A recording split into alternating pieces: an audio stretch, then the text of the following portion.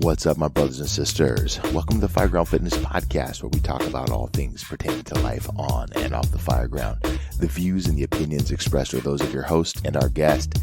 Today, I'm talking to two brothers from the Fire Athlete, Adrian Rodriguez and Jonathan Fierro. We talk a lot about their journey in the fire service. We also talk about what they are pushing with Fire Athlete, how they are trying to help firefighters of all shapes and sizes on and off the job get in better health and be more effective on the fireground and in life. So we talk about all those things and so much more. Enjoy. Adrian, Joff, thank you guys for coming in and sitting down with me to talk about Fire Athlete and talk a little bit about yourselves. And we've been going for a few minutes now, and I forgot to hit record. So here we are recording. We're off and doing this official. So let's talk a little bit. Well, before we dive into Fire Athlete and all that kind of stuff, let's talk a little bit about who you guys are. Who wants to go first? Adrian Hernandez. Been with the fire department 15 years. Before that, EMS for 4 years. Before that, 2 years, Wildland. So I started in 2002. So I just hit 20 years total in the whole public safety realm. Nice. That's an important benchmark, I think. It feels like it. It does. Does it make you feel old? It does when I see the new guys come through and I start talking to them about, when I first got hired, and they're like, oh, wow, that's like, I was in grade school. I was like, oh. Yeah, you can't spend a lot of time thinking about that. It just gets depressing. It does, actually. It does. So, Adrian, you mentioned Wildland as kind of a jumping off point. I feel like it's a pretty cool place for people to start. How did you get into that? What was that like for you? It's kind of a weird story. I had always wanted to be a firefighter my whole life. But I had a bad run-in with a very major fire department way out on the West Coast. And when I was a kid, what I learned from that is you don't talk to firefighters, you leave them alone because they're busy and they have things to do. And if you try to talk to them, you're wasting their time. So my whole perception was leave them alone, don't talk to them. Which, can I just say, that feels like diametrically opposed to every other story I've ever heard. Well, I still wanted to do it, but then my mom, she was, no, not my baby. It's dangerous. It's ugly. No, I mean the part about not talking to firefighters. Like, I don't know what kind of experience you had, but you hear exactly the opposite everywhere you go. Joff? Kids want to talk to firefighters. So I did want kids to. Yesterday. So what had happened was, I guess I'll go into that. My mom had said to me, and I was young, she tried talking me out of it. No, I don't want you to be a firefighter. It's dangerous or whatever. And so she said, what are you going to do when you go on scene of a car fire and there's somebody in there who's dying and you can't do a thing about it? And I said, Mom, somebody has to deal with it. Might as well be me. And she was like, okay, I guess I can't talk him out of it. So she made arrangements for me. She was living in California at the time, to go visit a firehouse in California, and walked in there, knocked on the door. And I was I think 12 years old or something. And this dude opens the door and he's just massive, just ripped, square jaw, looks down at me. He kind of looks at me, looks at my mom. He's like, do you have any questions for me? And I said, no, sir. He goes, okay, thanks for coming. And he closed the door. And I was like, oh my God, I just wasted his time. He has important things to do. So at 12 years old, I was like, don't ever talk to them. Leave them alone because they got real things to do. Did your mom set you up? Was that a setup? I don't know. I really don't. It may have been. Sounds like one. So now, fast forward, I start working all these other jobs, and I was actually working in the computer field. I was working for Microsoft. I was one of their managers down in Tucson. Was that something that, because of education, a certain path you took, or? It was just an interest that I was really drawn to, and we're talking in the 90s, and I was really good at it. When I was working for Microsoft, this is how long ago it was. We were phasing out Windows 3.1, and we were rolling out Windows XP, but it was the beta form. And when you're rolling out the beta, you have code names for it. You can't just say what it is. So the code name was Whisper. So we were beta testing Whisper. I feel like I'm getting secret intel. Yeah. And so my job, when you call for tech support, they say this call may be monitored. Right. It was me and 6 other guys who used to do the monitoring And then we would be like, hey, take a look at this. And we would talk where only the technician could hear. Okay. So, hey, take a look at this file, see if it's there. If it's not, change it, whatever. And then we would also respond like if people had problems. If you wrote an email to managers at Microsoft, that was us. It was me and my team. And I used to just stare outside. I had my headset and I used to call it my leash and be like, God, I hate this job. I hate this job. And I would just stare outside like, God, I wish I was outside right now. And I was sitting there at lunch and my buddy calls me up on my work line. We didn't have cell phones back then. He calls me up and he was like, hey, I just tried out for this firefighter thing and I didn't make it, but I think you can. So where at? So he told me where. I said, okay, thanks, man. So I got up, walked over to my boss. I quit right there. A week later, I was a Wildland Firefighter. Yeah, Wow. I went down. I put in my application. I talked to who I needed to. They said, put in your app. They said, we got a rookie school that starts on Monday. Awesome. And that was it. I just went all in on that one. And yeah. I was very lucky, but yeah. So were you doing like seasonal work or were you full time? I was seasonal. And then towards the end of the first year, they started my training for squad boss at the end of my first season. And then in between, I also went to EMT school, which was another job that I had to add to my resume because while I was in EMT school and we were off season, I ended up working at Lowe's. And I absolutely loved it. I was in the lawn and garden section. Oh, it's such a cool after being job. a wildland firefighter, you're familiar with the tools. So. Oh, yeah. And you're outside, you're with the plants, you're watering them. It's so relaxed, it's so chill. People ask you questions like, oh, what's the best, plant for whatever? Oh, consider these ones or whatever, whichever flower you like, I guess. And then I finished EMT school, but I didn't really have an interest in EMS. And so I went and talked to my boss, and I was like, hey, just to let you know, fire season's getting ready to kick off, so I might be leaving here pretty soon. He was like, hey, man, I was expecting this, so no big deal. And at this point, we had cell phones. About 2 hours later, I got a call. Hey, we're kicking off. You got to come do your refresher right now, and we're going to send you out next week. Oh, dang. So, all right. So I went and told my boss, like, hey, remember that time I told you I'd have to quit in a couple of weeks? Yeah, it's actually today. Sorry about that. He just started laughing. He was way cool about it. And then when I finished my second, so I came back as a squad boss and did my whole season as a squad boss. And then as we were coming to the end of the season, my FMO, the fire management officer, she says, what are you going to do now that you're an EMT? I was like, I don't know. I did it for the raise, really. And she goes, why don't you work for EMS? And I was like, well, I never really considered that. So I went down, talked to EMS, and they're like, yeah, we're going to do an orientation in about 2 weeks. Do you want in? I was like, yeah. They're like, okay, we'll put an application in. Oh, okay. So I put an application, and now I'm a brand new EMT on an ambulance. And the place where I was working, like, to me, everybody was like, shit tons of experience. And then there's me, like, I didn't even know what the switches did on the ambulance. And it was a crash course. But yeah. And then from there, I was there. I made it up to a rank of a battalion chief, and then from there, transitioned into the fire service, into the fire department. Nice. So yeah, that's the long version of my story. What about you, Joff? So for everybody who doesn't know the Joff thing, it's Jonathan Fierro. I go by Joff because my parents were weird, and that was a nickname that I've had since I've literally been like 1 or 2. That transitioned into all the neighborhood friends. And then school, and now I'm almost 32 years old, and it's never gone away. My wife calls me Joff. She doesn't say Jonathan. She says, Jonathan, I'm in trouble. I got my EMT, so I should actually backstep there for a second. I met my girlfriend at the time, now wife.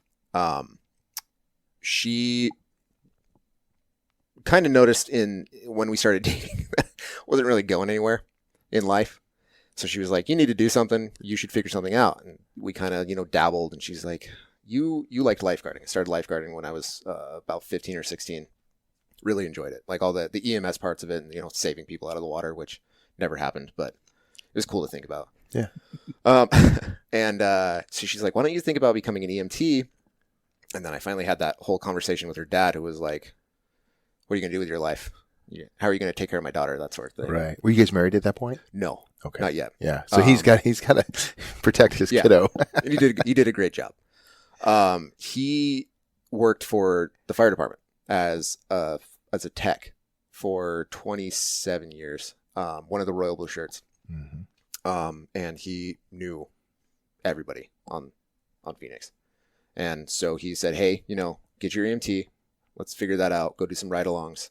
And I started doing ride-alongs, and I had no idea what I was doing. I showed up, it was at Station 3 was my first ride-along. I'm sorry, Station 7 was my first ride-along. And then I transitioned over to 3, meeting new people. And I remember one of the first workouts we did, they're like, hey, you come down, bring some workout clothes, which I barely had at that time because fitness was not one of those things that was ingrained in me as a kid. I was a skateboarder. I grew up skateboarding. And they were like, yeah, show up. So I show up in slip-on Vans and these long basketball shorts. And you ever done this before? I'm like, no, absolutely not. But I'm here. I'm happy. This is awesome. Let's do this. And I had a good attitude about it. Started riding along. Got a job at Phoenix wasn't testing at the current point in time. So I got a job at it was PMT at the time, professional medical transport, and then that transitioned to AMR eventually. I did that for 4.5 years. Started in an interfacility for a little bit. Did a little stint in Scottsdale on their EMS system, and then I was out in Chandler for about 4 years. And if Phoenix had a civilian EMT on one of their rescues, that's how that works. The EMT lives in the stations with them and all that stuff. And I got a firsthand experience at what it's like to live inside of a fire station, work out with those guys. And at that point in time, I had very well versed in trying to, become part of a fire department. And 5 years later, testing, it finally happened in 2018, and I've been on for just about 3.5 years. Nice. What so you guys both mentioned the private ambo thing. Do you guys recommend that? Because I have no experience with that. Is that something like a path that you guys recommend, or do you feel like it's for some people they may need that? It worked out to my benefit because working on the ambulance introduced me to it was in the community that I got hired with. So they got to know me firsthand because a lot like Joff, we were working side by side nonstop. So like when I put in with them, they're the ones who selected me. I tested for about 6 years, but then the department that I'm at now is they're the only ones who took a chance on me, and it was literally like the first time I put in with them, I got selected by them. Yeah. So the relationships are really critical there. Oh, That absolutely. was huge. Yeah. What about you, John? It's kind of a double-edged sword, in my opinion. I learned a ton because I was in the best spot that you could be in with AMR. It was with a fire department. And if you went out there and you were a SAC, they didn't like you. They were like, hey, let's find you another spot to go to. But if you went out there and you worked hard, you worked out with them, you cleaned, you cooked, you were part of the crew, they were like, hey, let's get you squared away. And they're willing to invest in you at that point. And when I was doing I was in Scottsdale for about 8 months. I told my partner, I said, hey, I'm thinking about bidding over on one of the Chandler rescues. And he was like, oh man, those guys hate us over there. Don't do that. And I was like, you know what? I'm about to go do my Fire 1 and 2. I think it's a good idea. So started my Fire 1 and 2 and then went over there, and it was the greatest decision I ever made because I cannot express the hands-on learning experience that was. If I had stayed in Scottsdale or stayed in interfacility, I probably would have a significantly different opinion about that, simply because of the way that they're taken care of and the working conditions and stuff like that, the pay. So that, what I tell a lot of people, can either make or break you. Yeah, I can see that. Yeah, I could see you finding yourself in, and I think partner matters too, right? Your partner has Absolutely. a lot of influence on you, and you spend a lot of time with that person. And if they're not, you guys don't have a lot of synergy, it can get ugly fast. Yeah. I could see that being problematic. Yeah. So now that you guys are in the fire service, right? And you've crossed on over to the dark side, right? From your ammo days. So once you made that transition, what's been the biggest, I don't know, the biggest surprise or the biggest point of interest for you now that I'm going to say your lifelong dream realized, your childhood dream realized? How's your mom feel about that? I think my whole family was really, they weren't disappointed. They were proud, but they were also scared. And, you know, that doesn't change. Yeah. And now that I'm older and I have kids of my own, I understand it, because I look at my boys, and those are my babies. You know, I have one who's getting ready to turn 14, one who just turned 4, and my 14-year-old, he's still a baby to me. He probably always will be. You know, be 24, still be a baby. So I get it, but at the same time, I'm also going to give them the freedom to choose their own path. And if they choose fire service, you know, police service, you know, any type of public safety, military, whatever it may be, I'm going to stand. If they want to work with computers, or if they want to manage a cold stone, you know, I'm going to support them, whatever their choices. Yeah, I would certainly support that. Yeah. Did that even answer your question? I think so. Yeah. I got locked on the Cold Stone, and everything else went out of my brain. I started thinking about the strawberry shortcake ice cream. Oh, so good. So good. So it's funny though. Yeah, you said something about, you know, I asked about your mom, if she was okay with you being a firefighter at this point. And I think about, you know, my mom. You said something about, you know, your kids. You know, he's 14; they'll always be your baby. And I was like, in my mind, I was like, my mom, who is whatever, I'm in my early 50s now, and my mom is like, you will always be my baby. And I think that just doesn't go away. And I look at my own kids who are, you know, in their early 20s, and like, yeah, they will always be my babies. Yeah. And that's just the way it is. And you never worry, you will always worry about them. Mm-hmm. And, you know, whether they make good choices, bad choices, the work that they do, the risks that they take. And, you know, it's funny because I remember, you know, I went off and joined the Marine Corps right out of high school, and my mom freaked out.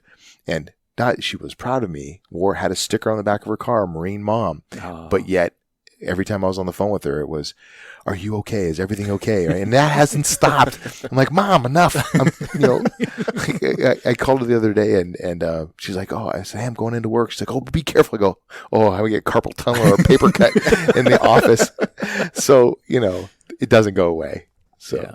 I think there's a theme there. My mom was the exact same. It's funny that you said that, because my mom said the exact same thing to me when I called her after I got my call. And she was like, "Are you sure? Sure this is what you want to do?" Yeah, absolutely. And she's like, "Okay, be careful." Like that sort of thing, you know, teary-eyed. And they care. Yeah. I would hope so. Yeah. Yeah. Some moms don't, but you know, yeah. Gosh, you hope that they do.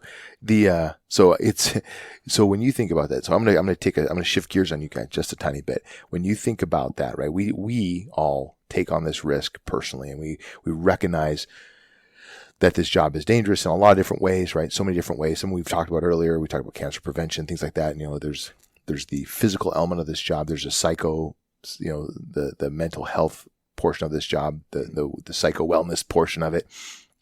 So how do you guys manage that risk for yourselves? How do we manage the risk? Well, in my current position, I'm behind the desk, so I have a minimal risk to that. A lot like you know, maybe paper cuts and you know, that stapler. But when I was on the job, or when I was on the truck, it was a little bit different. It was, as a firefighter, I was willing to take a lot more risk. Once I became captain, then I was kind of like, "Oh my God, don't go in that building. It's on fire." You know, Jesus Christ, guys, be safe, you know? And I think it has to do more with the responsibility, just willing to accept the responsibility and accept that risk. I think that's really what it was. Yeah. I don't know that I really did anything there wasn't really anything I did to check that box to be okay with it. It was more of just a position like, okay, I'm in this seat. This is how far I'm willing to go. And then that changed a lot as you move seats within the engine. Mm-hmm. Yeah. Yeah, I agree. Joff? I mean, currently, right now, I'm in the rescue, doing my 2 years. Managing risk that way, I'll take this in a different direction. The mental wellness aspect of that, keeping myself physically fit, you know, in the best possible way that I can. You know, live life. I try to recommend that to everybody. Live life and be happy. Everything in moderation, including moderation. But staying physically fit is probably like the number one thing for me right now. I remember when I first got on, when I was trying to get hired, you know, as somebody who like didn't play team sports growing up and then transitioning over to like, hey, this is a team, we work as one, like there's no freelancing, this, that, military, that sort of thing. I was like, what is this? Like, I was a skateboarder. Like, I was like, no, dude, like I'm not doing that. And I had to like learn how to think that way and act that way and be that way and take on that persona. So becoming physically fit was like that thing for me. And I remember about a year into it, my wife's like, we get it, you work out. And I'm like, I don't think you do. I don't think you do get it. This is who I am now. I have to do this. Like if I stop doing this at any point, like everything that I've worked for will just crumble, because like I have to keep myself disciplined because I didn't have that growing up. Didn't have that. So that would be my answer to that. Just staying on track, staying disciplined, having accountability, having a routine. I like that. I think that it's funny to me as we talk about this, the layers of risk that we manage throughout the course of our career, right? As a firefighter, you're like 2 tears in a bucket, fuck it. Like I got this, like there's nothing that's going to get in my way. And you know, like when the captain's holding you by the back of the shirt collar, holding you back, you're like, dude, give me a minute. Like I got this. But they're thinking about things at a different level, right? They see the structure differently. They see they've been down this road before, so they have a perspective that you don't have. And you know, and then you know, you got your chief who's sitting in the buggy out on the street who sees the whole block, right? He sees the bigger picture, so he expands that vision out even further and is thinking about cancer prevention and policies and procedures that affect fireground operations and like, you know, these layers of complexity. The one thing that I'll pull it right back down to that I think is the most important thing that we all are connected by, which is the human beings on the fire trucks, the human beings in the HAZ zone, our brothers and sisters, the people we are trying to serve and who are in harm's way and we're trying to intercede, right? How do we balance all that? It's such a tricky deal. But I love what you're talking about with fitness because that is about preparation, right? And it speaks to training. And, you know, I know you're involved with training with your organization, I believe. Is that correct? Yep. That's what I thought. And so when I think about training, I think about like, how do we take our fitness and how do we apply it in a meaningful way on the fire ground, right? You have to build a skill set so that you can actually take your fitness and put it to use in a meaningful way. Because you can run around and chop holes in a building, you know, the most physically fit, robust athlete on the planet, and you're out there taking down walls. But if you don't apply your strength in the right way, it's just wasted energy. Yep. You know, so, and it's all toward that end where we are able to function safely and get ourselves home at the end of the day, get our brothers and sisters home at the end of the day, and hopefully do some good in the community. And then be able to do it again and again and again and again, day after day, year after year, for a full career. Yeah, absolutely. I think too, one of the things is understanding where your limits really are at the different ranks. You know, when you're a firefighter and you're doing work, and let's say it's, you know, one of your first big assignments, you know, a house fire, whatever it may be. And if you're out there and you're putting work and you're like, holy, wow, I'm done. I am so done. It's like, are you done? Or have you just never experienced this type of stress before? And so I think you have to regularly test yourself, like Joff was saying with the fitness. It's not only working out. It's not only just, you know, beach muscles, curls and stuff like that. It's not that there's anything wrong with that. There is. Yeah. I asked a guy one time about his beach muscles. He said, what are those actually good for? And he's like, getting girls. Oh, well, I mean, if that's your goal, that's wonderful. So I can't argue that. It's a good reason. Yeah. That was his reason. But everyone has their purpose. One of the things that I truly, truly, truly believe in is taking your fitness and testing it, and put yourself in an arena, make yourself uncomfortable, expose yourself, find your weaknesses, and then attack those weaknesses. And, you know, when I was on the engine, that was a big part of our training was when we're on shift, you know, I had a rule, never go harder than 80% during your training. Because you don't want to catch that call when you just went, you know, max effort on something. But when we were off duty and we were throwing down, like we would throw down, we would battle. And some of my best training partners are just absolute animals on the fire ground. But they are, because they're willing to push themselves to those limits. And they know that, where the new guy will say, man, I've never done this before. This is really hard. I'm really tired.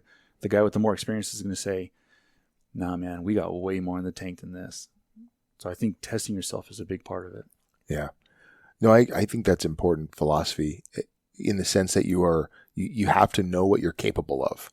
And unless you've been there, to the edge of empty, right? You don't know where empty actually is. You hear it's the David Goggins, right? He says that there's always 40% more in the tank, right? When you think you're done, there's 40% more, because your body wants to signal you that, hey, we need to probably start thinking about reserves. Yeah. So your body wants to cut you off, right? But mentally, you can push so much harder than you realize. And until you've done it, until you've challenged yourself, done a breathe down, for example, and I'm going to take this all the way till I am out, and I'm going to do box breathing at the very end to try to stabilize and see how long I can really go. That's a very different space. But you don't want to find yourself in that position when your life's on the line. Yeah. You want to know that you've been able to, that you have that capacity in you. Yeah, I think that's important. It was one of the important lessons I learned in probation, amongst many, many other things. But one of my booter captains told me, it's like, you always leave a little in the tank. You can always work out on shift. Like, we're going to do skills courses. We're going to work out with the guys, but always leave a little bit in the tank, because if we do get that worker in the middle of a skills course, you better be ready, because that's why we're here. And that's something that I try to take to every shift that I go on. You know, like, we're going to be out there doing skills courses. I need to train in my gear. Everybody needs to train in their gear. You need to be physically fit and lift weights and do those HIIT workouts. We're here to do a job. And if you are not able to do that, we're doing something wrong. Yeah. Yeah. It's not like you can, like, if you end up on scene, like you're saying, and somebody went all out, and the public's like, what's wrong with this guy? How come he's not doing any work? Oh, he just finished his workout. They're not going to care. Yeah. Well, okay. Well, get to work. You know, you got a job to do. My mom's in there. Hurry up. Yeah, exactly. Yeah, that's an important point. I had a bad experience when I was an engineer on 39 back in the day.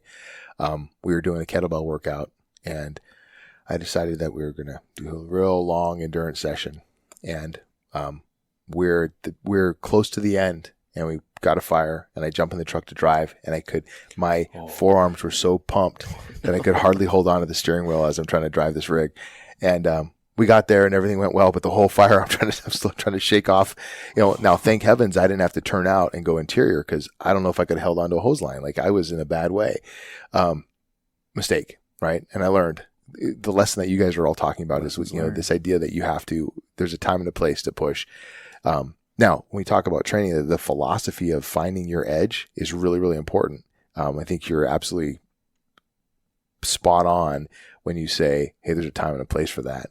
And we have folks who, you know, bless their heart, they want to go out and throw down, but, you know, in the middle of the summer is probably not the time to be doing a end state test on yourself, right. You know, max out test to figure out what your capacity is when you're on duty, you know, at 3 p.m. in the summer. Mm-hmm. Moderation. Yeah. Yeah. So how do we do that? How do we find that boundary? When's the best time? As far as finding your thresholds? Yeah. The best time is always going to be off duty. You know, when you have enough time to recover, and you should make enough time to throw down, recover, and still be a human. And I think that's also a missing part too, is people forget that you can't just make the fitness your entire life. You have to give yourself space and time to be an actual human. So throw down, yeah. Let it fly, yeah. Get recovered and get back to being a person, because there's other people that are going to count on you, your family, your friends, people around you.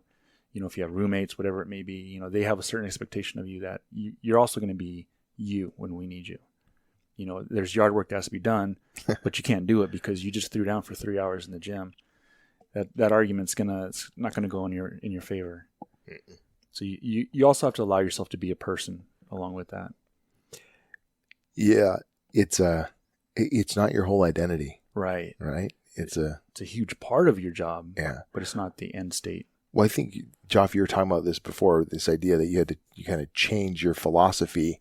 But at the end of the day, we're training for a purpose. right? To be prepared for work or to be prepared for life, right? Like life comes at you. I always joke around and talk about, well, I want to be able to crawl on the ground with my grandchildren someday. Mm-hmm. Well, I got to maintain mobility and functional strength and capacity to be able to get up and get down and be able to repeat that. Not so that I can get up and get down. I mean, yes, I do. But I also want to be able to do that for a reason. I want to be able to go and hike and go see cool places and travel and have the physical capacity to do all that stuff. And crawl around the ground with the grandkids and be a human. Yeah, absolutely. Yeah, no, I love that. So important. So let's talk a little bit about fire athletes. We're hitting that edge. So you guys put together Fire Athlete as a means to do what? So the thing about it, I don't know what it's like in your agency, but in mine, people have misconceptions about proper training and what it really is. And I would see these guys doing these workouts and I would just be like, man, what's the point of that workout?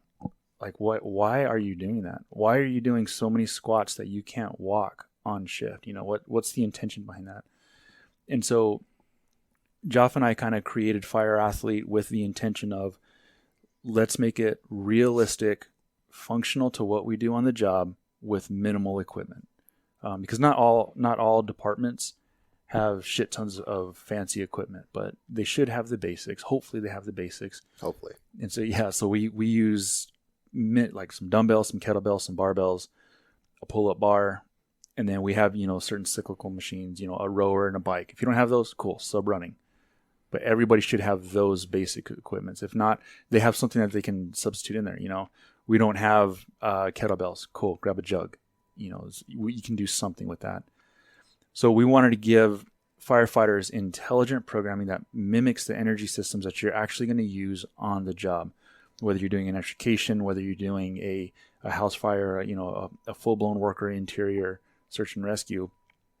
And the misconception is people oftentimes say, when you're on a house fire, you're busting your ass for 2.5 hours. It's like, well, are you really though?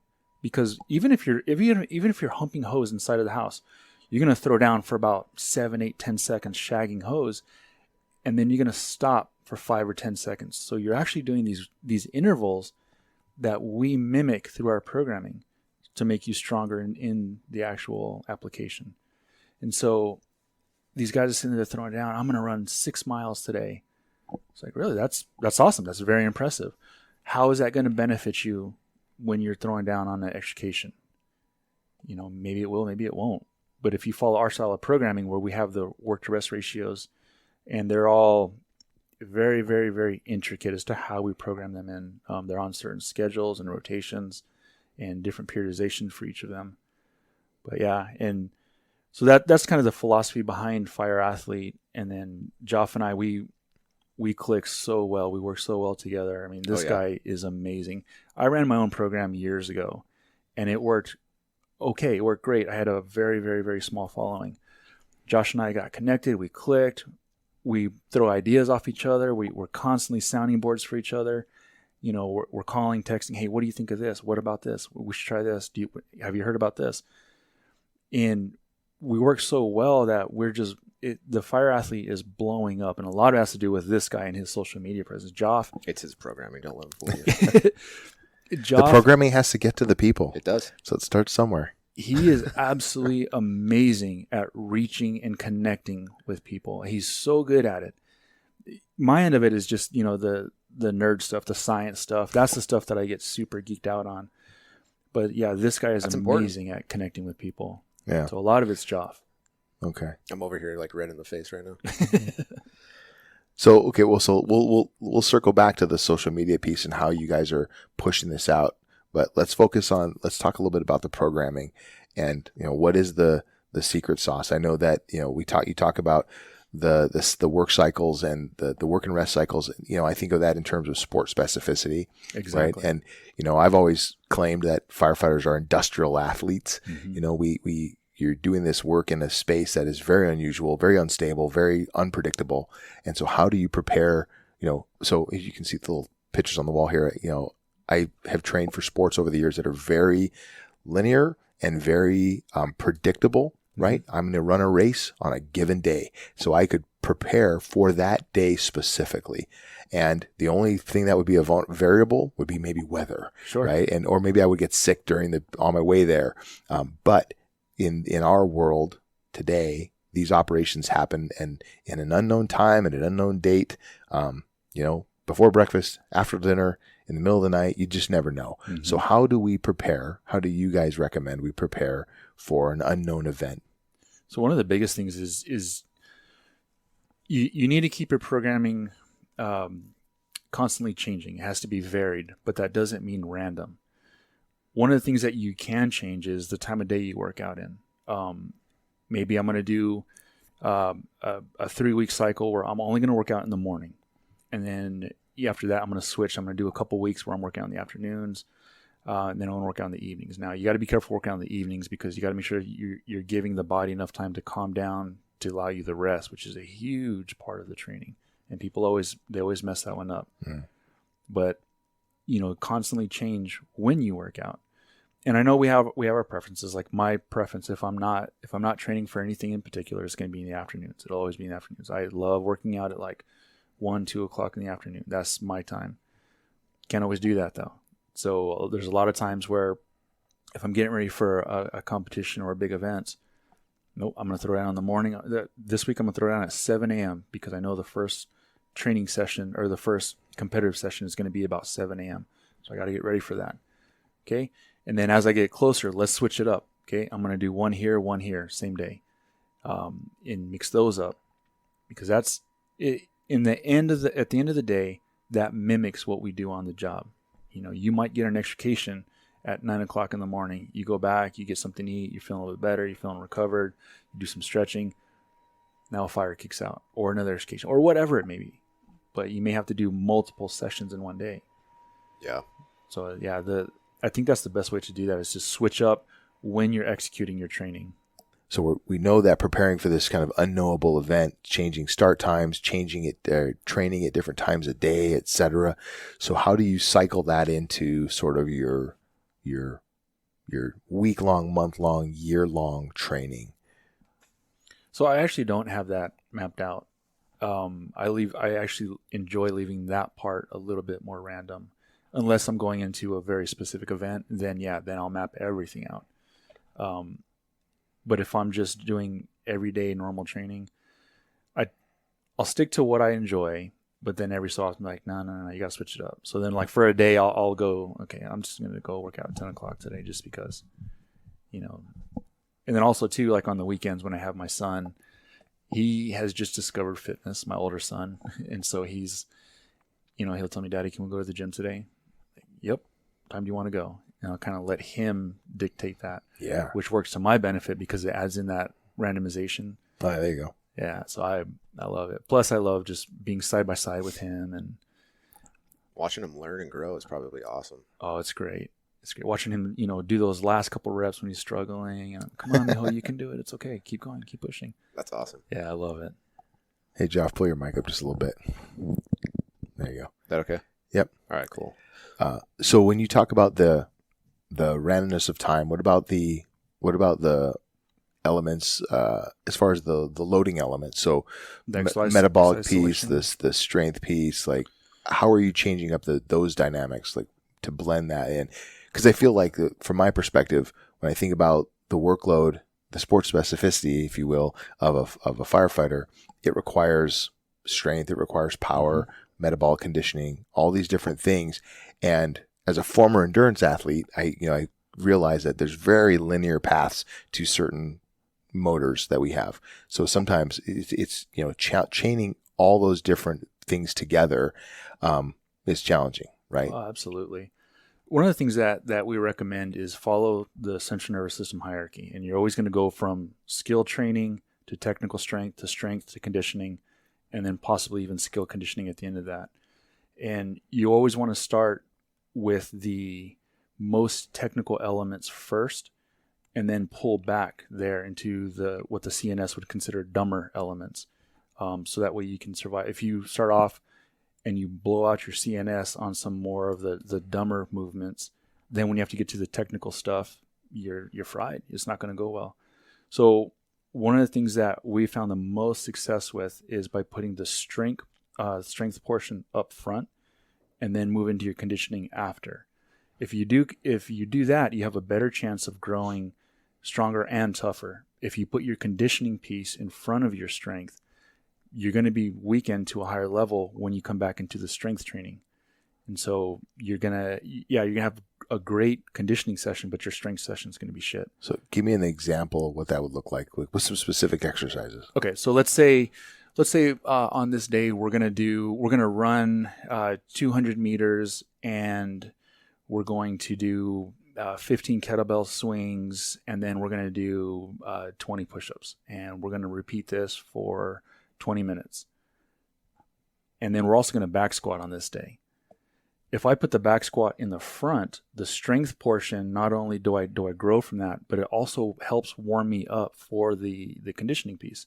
If I go the other way around, I've fried my central nervous system, and now I'm going to try to execute, whatever percentages for the back squat. You're not going to have as strong of a result. You did great on your conditioning, so you are getting stronger, you're getting tougher. But when you're trying to back squat and get growth, it's just not going to happen because you've already blown your tank. So for us, taking the strength and putting it up front gives you can do your full blown strength session and still have enough in the tank to get through an amazing conditioning session.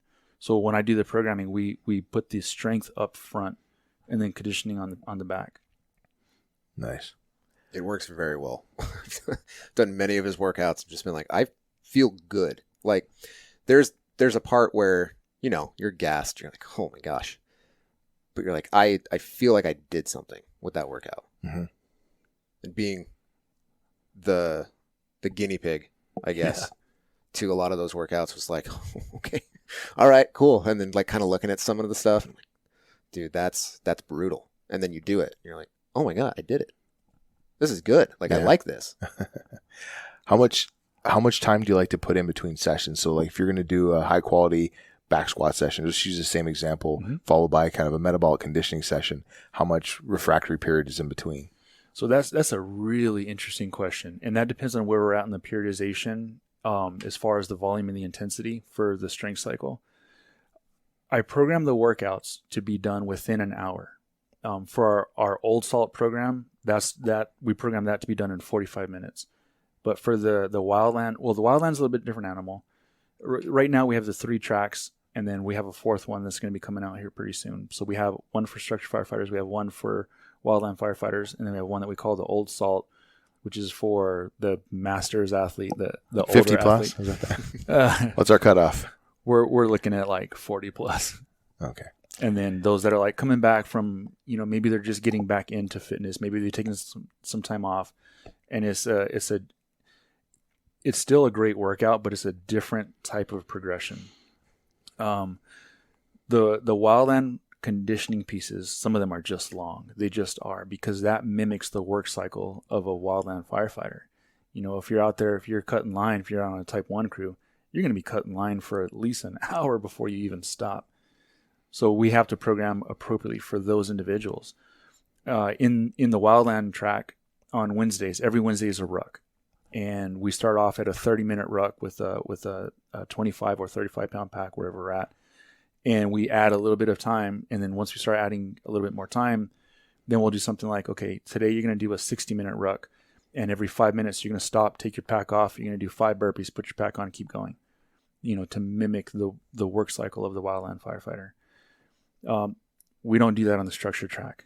Thank God, because that's brutal. But it's all about mimicking what you're going to do on the field and how are you expected to perform. Yeah. No, I love it. And I love that you guys have different tracks because, again, just because all firefighters are not the same, there's different, even inside the fire service, there's a variety of different ways you can approach it. So, the workload demand on a wildland firefighter is totally different than a structure firefighter. And so it's important to point that out and to address that from a sport specificity piece. So I like that. That's awesome. Yeah. And then we have today when we're done with this, we're going to go and hammer out another track. And that track is going to be you want to talk about it? Yeah, sure. This program that we're going to be writing starting today holds. I'm very, very passionate about this. It's for our beginners, our absolute. It's for me, where I started. Does it start with buying shoes other than Vans? Yes. So please go get yourself a nice pair of athletic shoes, something that you can work out in that won't get taken pictures of, that will follow you the rest of your career. It's where I started. So it's saying, hey, and I had great mentors and good friends who were already in this field who helped me. And not everybody has that. So in a lot of ways, we're writing a program for people who don't know where to start. And one of the craziest questions, it's not even crazy, because it's not crazy to them, it's crazy to us, is how do I pass the Cpad? And to a lot of people scoff at that. And it's like, how do you not pass the Cpad? And that is our absolute bare minimum physical standard, right? If you can't pass that, you can't become a firefighter. And imagine how many people that's holding back from simply just saying like, hey, like, I've got a good story. I'm a good dude or a girl. I want to be a part of this organization. I have a passion for this, but I'm not a physical person. I grew up skateboarding. Like, what do I do? Where do I go? How do I start? And that's what this program is going to be. I love that, because I think we sometimes forget how we got here. And, all of us are on a learning curve. I actually talk about this probably way too often, but we're all on a curve, right? Or a timeline, if you will. Not a curve necessarily, but a timeline. And we're just because you are down this road and you got here somehow, there's a beginning for every journey. And at some point there was a time and a place where you didn't know. We make fun of the guys who are like doing the beach body workouts, but that's all they know, right? That's what they learned. And, you get guys who are doing the high school football workout. Well, guess what? They learned that in high school. And guess when you were being formed, right? Shaped and formed. And so you come out, you're like, I don't know, bench press, curls and, like shoulder press. Like, that's what I know. Well, where did they learn that? In, high school gym. So it seems totally fair and reasonable to go, hey, we're going to create a program that's for the person who comes off a skateboard, but is like, hey, I want to be a firefighter. What does that look like? I don't even know what it takes to go down that path, let alone what workout to do that's going to help me be successful. So absolutely. Yeah, I applaud that move, because it's so, it's so important to start at the beginning, help people figure out what the fundamentals are, and then work their way in. What's funny is I started my fitness career, or whatever you want to call it, your journey, with one of my buddies at a UFIT, right? And he was working for Rural Metro at the time, and I was like, hey man, I'm showing interest in this stuff. And he's like, oh, let's go work out. And we did deadlifts and bench press and arms, and I was like, cool. And then I go take my first CPAT, which I passed, thankfully. And they throw you on a stair stepper with a 50-pound weight vest for 3 minutes, and I'm like, what the fuck is this? It's actually 75. Right? Yeah, because they put 225s. Yeah. And then they take those off afterwards. And I was like, oh my gosh. And by the end of that thing, my legs were on fire. I was gassed. I barely made it. I think it's like 10 minutes. And I passed, and I was like, okay, cool. I did it, but I could have done that better. And in my 5 years of trying to get hired, I think I had to take it like 3 or 4 times. Probably more than that, because I tested like everywhere. And you needed a new one for each organization, every organization. Yeah. So it was like, well, I'm going back to the Cpad again. And so once you've done it once, you know what it's going to happen. So to practice those things and to be able to know the workouts that will help adapt you to that and get you to that starting point, so that we can get you to the better starting point, is imperative. Hey, there's some funny things about that. Like, for example, it is putting on 75 pounds, climbing on a stair mill, and you're like, oh, it's 60 steps per minute. You're like, that's not super fast. That's kind of slow. But if you don't warm up and you just throw that weight on and jump on that stair, it's only 3 minutes. But your legs will turn into absolute jello. And the next 7 minutes of that process become incredibly uncomfortable and challenging as you wobble off the stair bill at the very end and try to move your way through that course. So little things like that, like, I remember the first time I took a CPAT, there's all these people milling about, and I felt super self-conscious about the fact that I needed to warm up before I went out there and try to perform So I did. I sat in the corner and did my own little warm up, and I felt like a total goofball because nobody else was doing that. But when I finally hit the stair mill, I'm like, woohoo, I got a light sweat already. I felt pretty good. Moved through the Cpad. My little proctor who was with me was like running double time, trying to keep up with me on her short little legs. And they're like, hey, you're not supposed to run. I go, I'm not running. I'm just moving with purpose. Jogging. And but for me, taking the Cpad, I was working for another agency and I had a few years on the job already. So I understood the demands.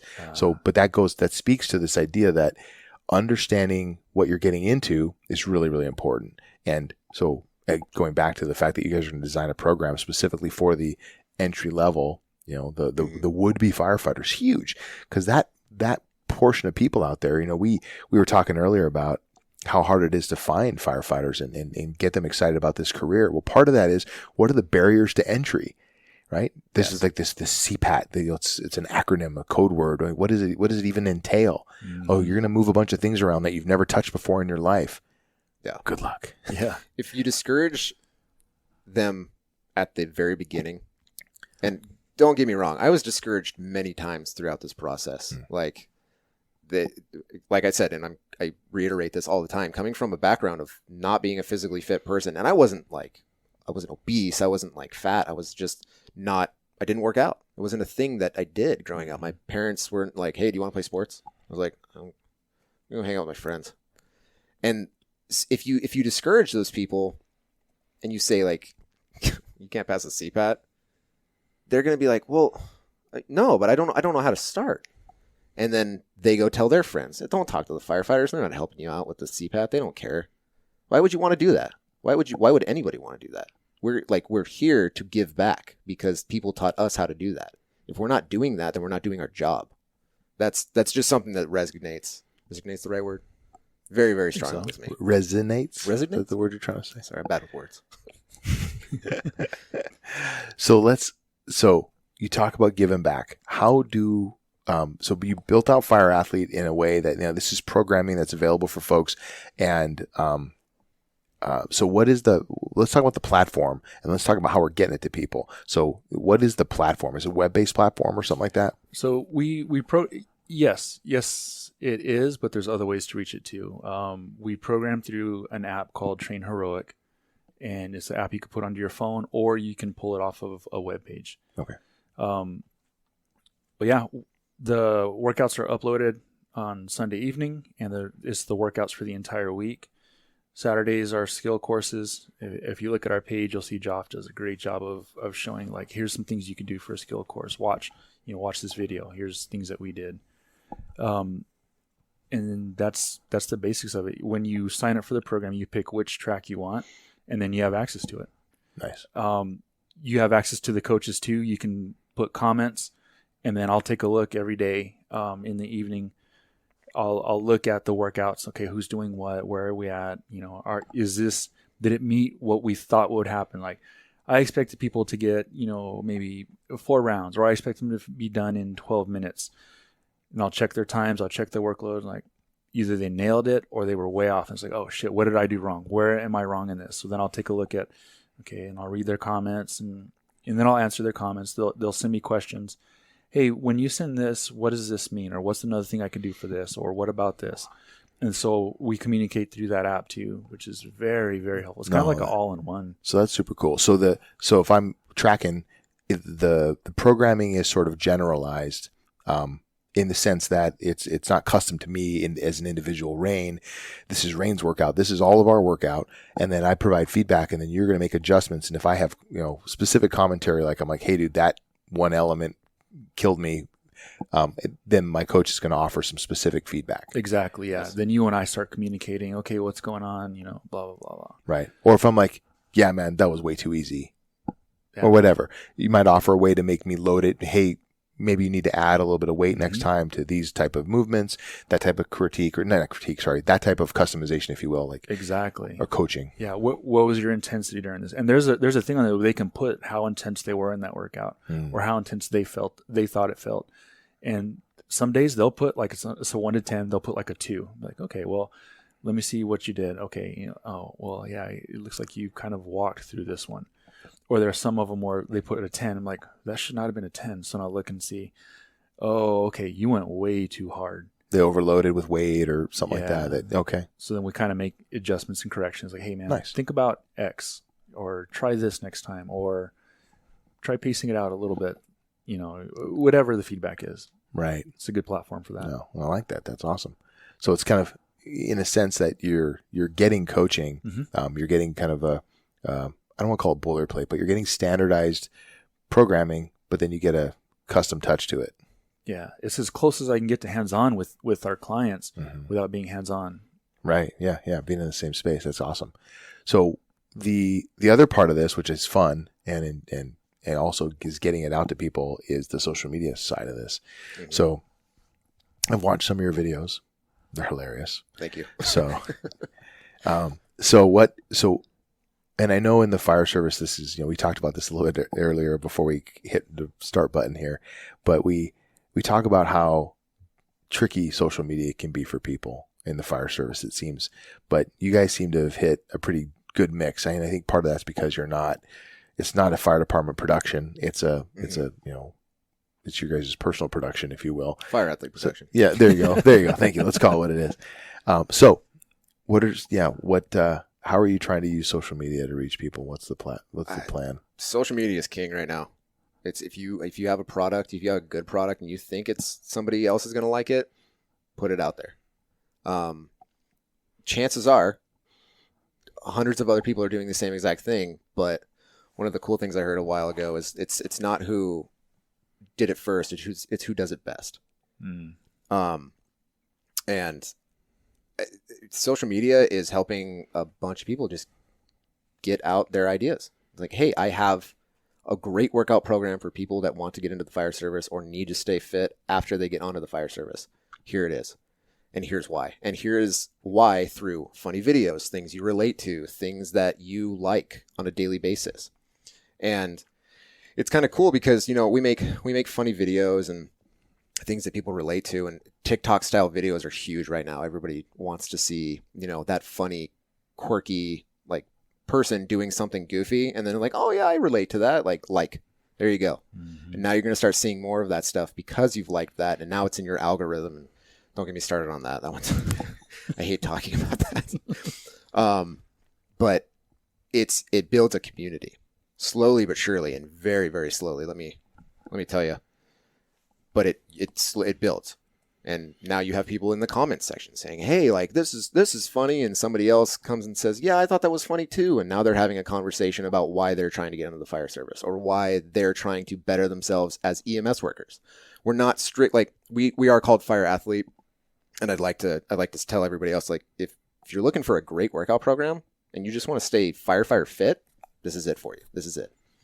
But yeah, social media is the keystone of what that is right now. Nice.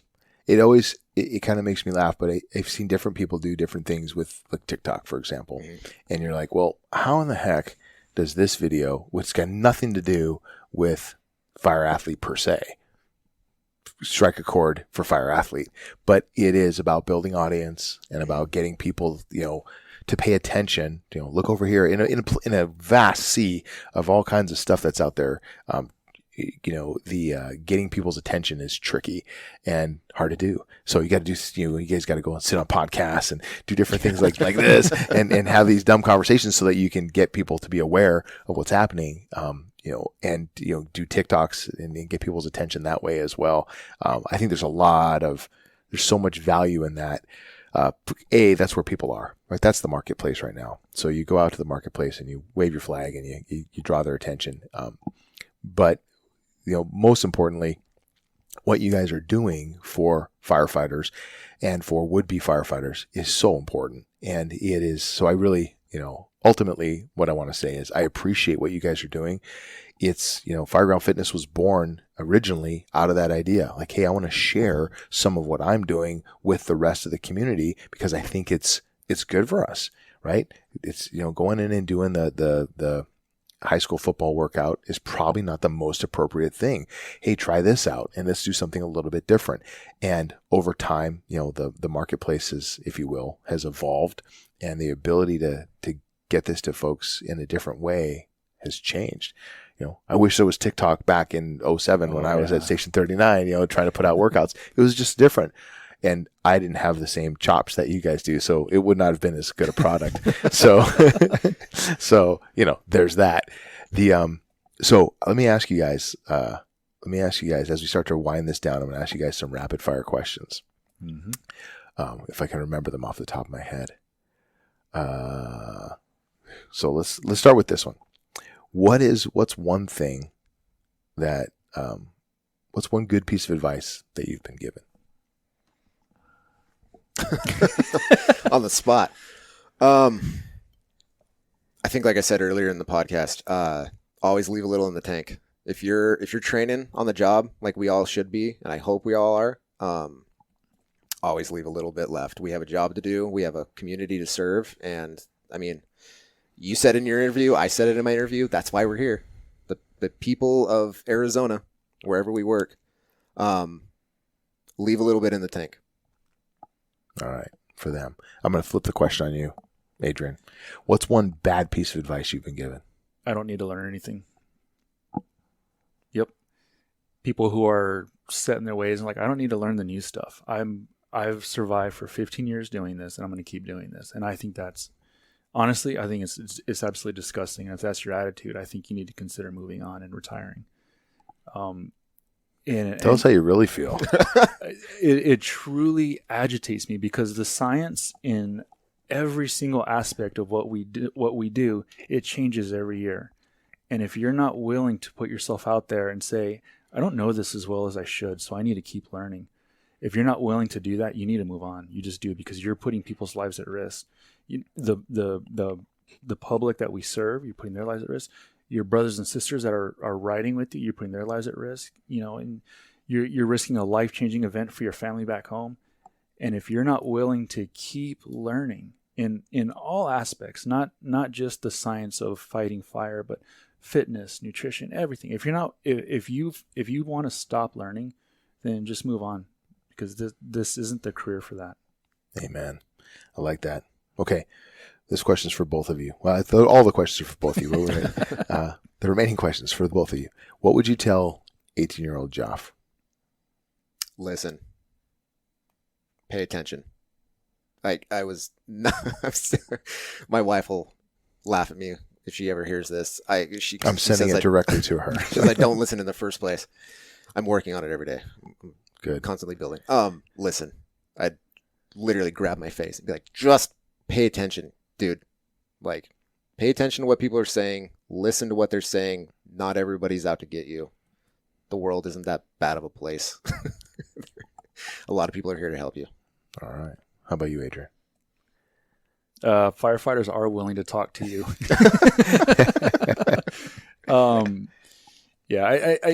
I say that jokingly, but it's actually kind of true because I got a really late start in my career. I was 30 years old when I got hired. And I wish I would have started younger.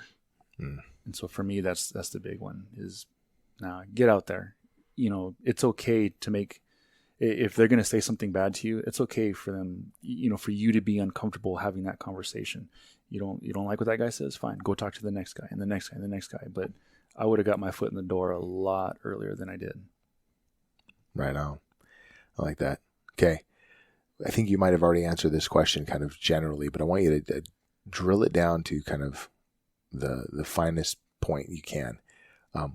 This podcast is called Fireground Fitness, as you know. So what does it mean to you to be Fireground fit? I would say just be ready to perform. And that's as basic as I can make it is whatever that task is, you are physically and mentally ready to execute. And for me, that's as simple as I can make it. I love it. Kind of like Adrian said earlier, the fireground is constantly changing. The world that we live in is constantly changing. So being fireground fit would, to me, just be consistently better, constantly learning. Everybody has something to teach you, good or bad. So learn from them. Be a sponge. Be better. I like it. That's a great place to stop right there. Where on social media do we find Fire Athlete? So we are at fire.athlete on Instagram. If you'd like to go to our website and check out all of our stuff, hopefully our programs. We have really cool shirts too. Shameless plug. Sorry about that. That's why you're here. Fireathlete.com. And that's pretty much it right now. We have a Facebook. Is the TikTok handle the same thing? Fire.athlete? Yeah. You know what? No, actually, it's Fire Athlete. Okay. At TikTok, but that's a work in progress. I will find all of these and put them on the show notes. Okay. So that you can, if you have a place, you can go find them there on the show notes if you can't find them in your searching as your fingers are pounding the Instagram keys. And if anyone, just kind of talking to the audience, like if anyone has any questions about anything, please feel free to DM us. If you have questions, concerns, you're afraid to start a new program, which is something that I had to deal with, ask us. We're here to talk. Right on. Thank you, gentlemen. Appreciate you being here. Thank you. It's good Appreciate being being here. That's all we have for today, folks. Thanks for tuning in to the Fireground Fitness Podcast. As always, if you are enjoying this podcast, get on over to Apple Podcasts, rate and review. Also subscribe. This podcast will drop in the middle of the night when you least expect it. Listen to the lessons that were taught in today's episode. It is all about making you bigger, faster, stronger, and more capable. And who does not want that in their life? So take these lessons learned, apply them in your lives, find ways to make yourself healthier, more robust, stronger, and more capable. Go on out there and get some.